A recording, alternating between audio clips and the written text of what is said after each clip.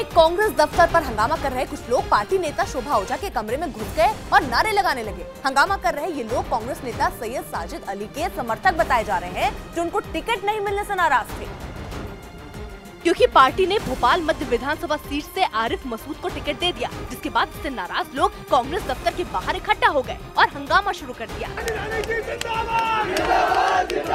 ये सभी लोग कांग्रेस नेता सैयद साजिद अली को टिकट देने की मांग कर रहे थे। हंगामा कर रहे लोगों ने टिकट बंटवारे के लिए कांग्रेस के बड़े नेताओं को भी जमकर कोसा। इतने से भी जब बात नहीं बनी तो ये लोग पार्टी दफ्तर में धक्का मुक्की करते हुए घुस गए। इसके बाद उन्होंने कांग्रेस नेता शोभा ओझा को घेर लिया और अपनी नाराजगी जाहिर की। शोभा ओझा ने नाराज लोगों को काफी समझाने की कोशिश की।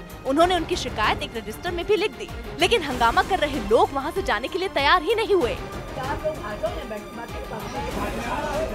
दावा किया गया कि भोपाल मध्य विधानसभा सीट से कांग्रेस नेता सैयद साजिद अली को टिकट मिलना था, लेकिन आरोप है कि आखिरी वक्त में इस फैसले को पलटा गया और वहां से कांग्रेस ने आरिफ मसूद को उम्मीदवार बना दिया, जो 2013 में भी इसी सीट से चुनाव लड़े थे और तब उन्हें हार का सामना करना पड़ा था। यही वजह है कि आरिफ मसूद को दूसरा मौका दिए जाने से कांग्रेस कार्यकर्ता भड़क उठे।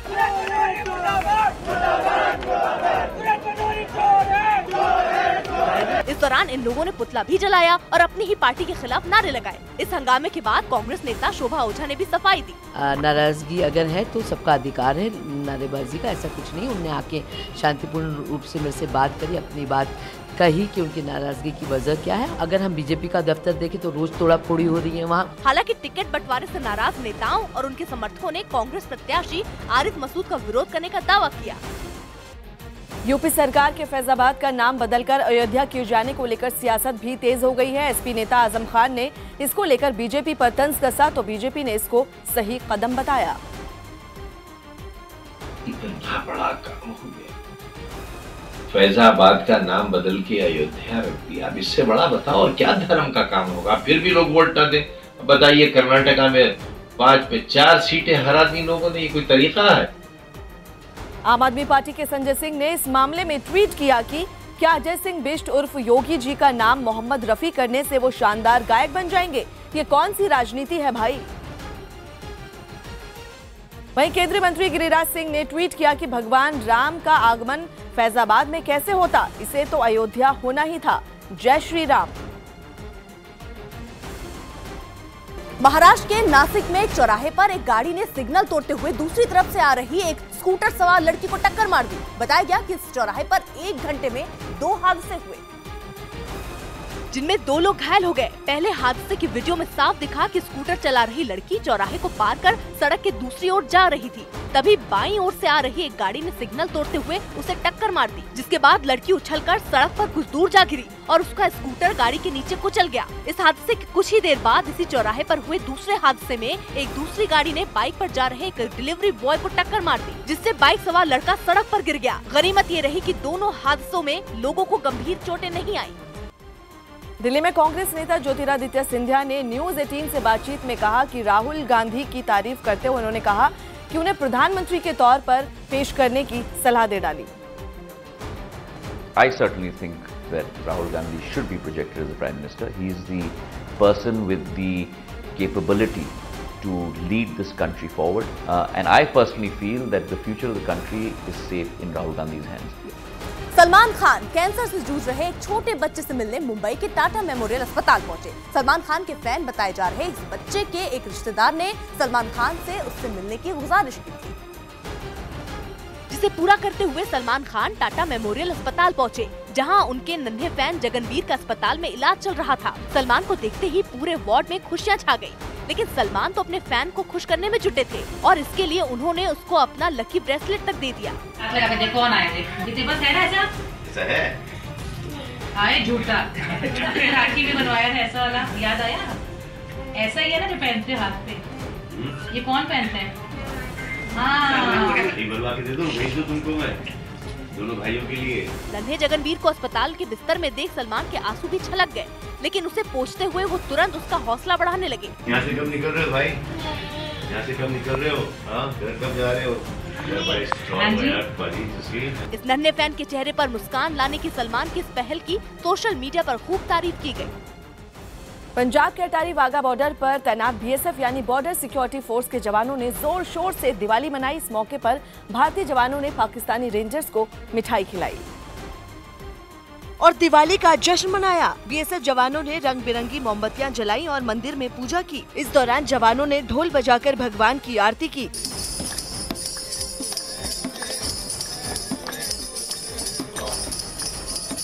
जिसके बाद जवानों ने पटाखे और फुलझड़ी जलाकर रोशनी का त्योहार मनाया और ढोलक की थाप पर जमकर डांस किया।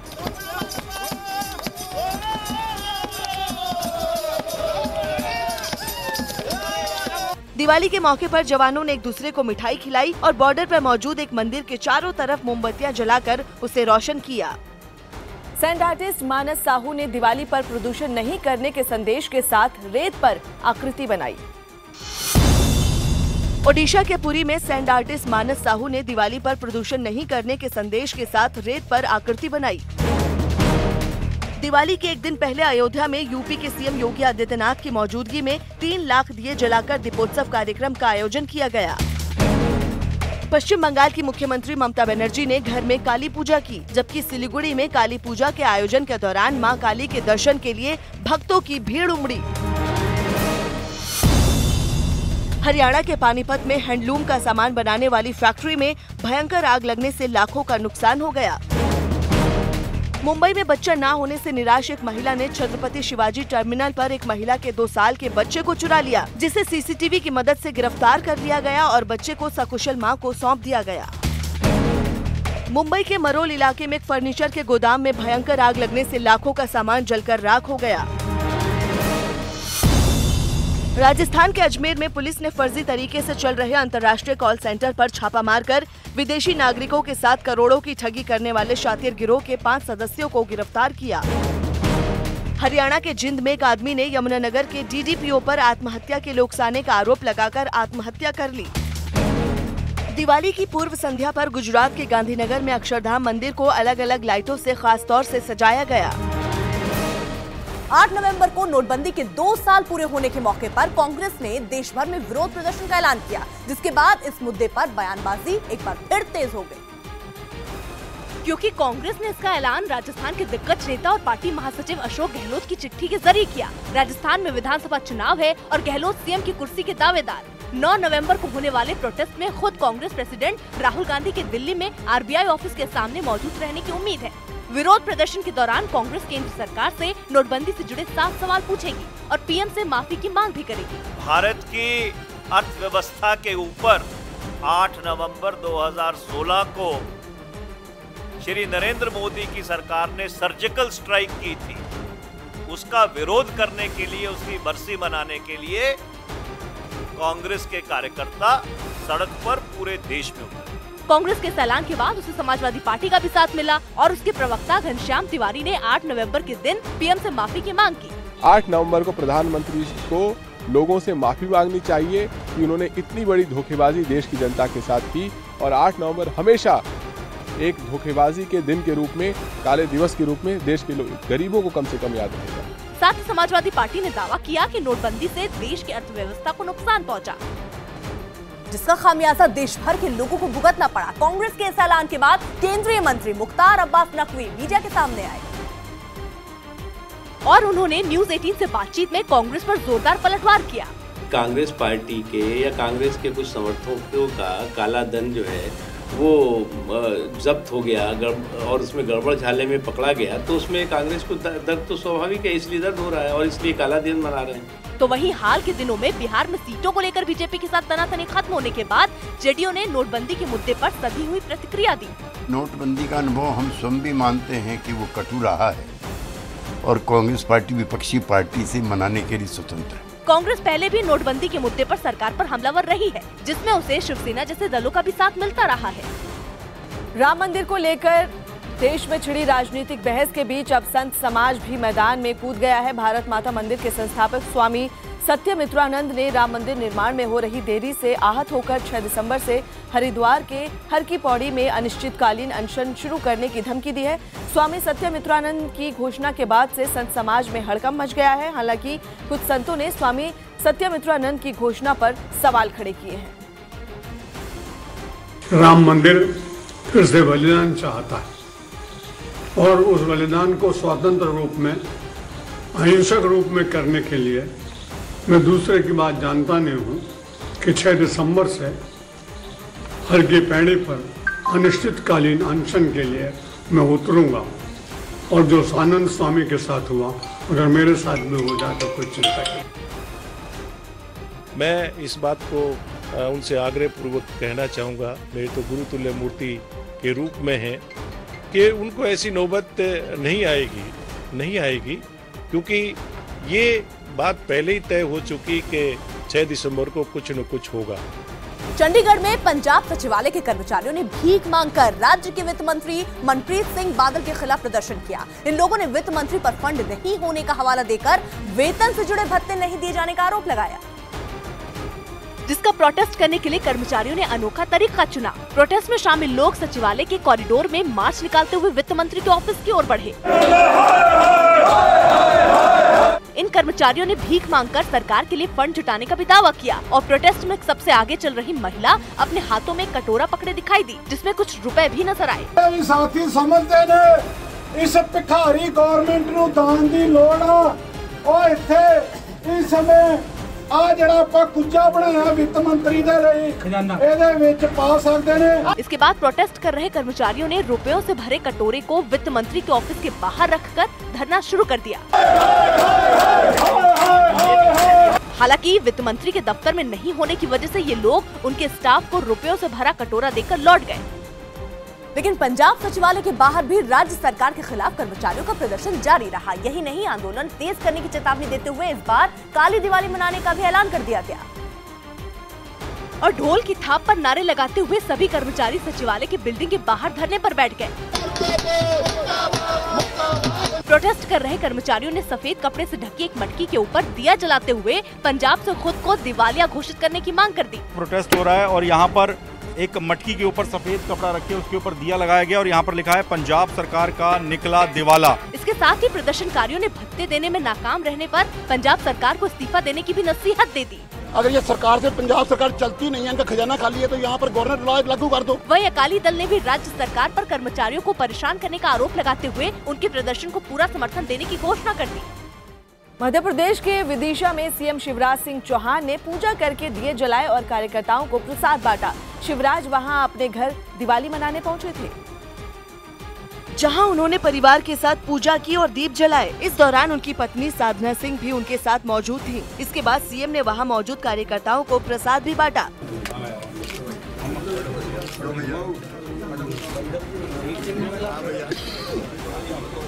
जिसके बाद सीएम ने लोगों को दिवाली की शुभकामनाएं दी और मध्य प्रदेश की तरक्की के लिए लोगों से दिया जलाने की अपील की। जब दीपावली का हम दीप जलाएं तो सभी भाई बहनों से प्रार्थना है कि एक दीपक मध्य प्रदेश की समृद्धि के लिए भी जलाएं। वहीं सीएम ने राज्य के विधानसभा चुनाव में बीजेपी की जीत का दावा किया।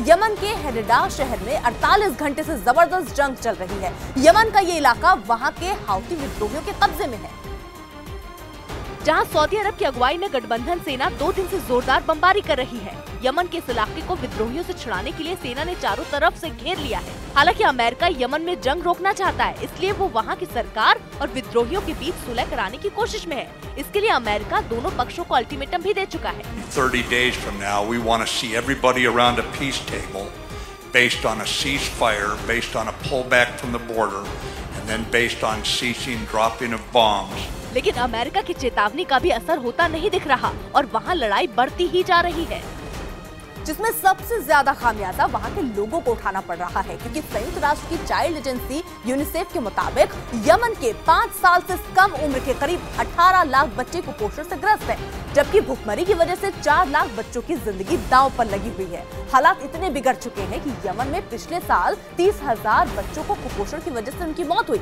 दावा है कि हर 10 मिनट में एक बच्चे की मौत ऐसी बीमारी से हो रही है जिसका इलाज आसानी से हो सकता है।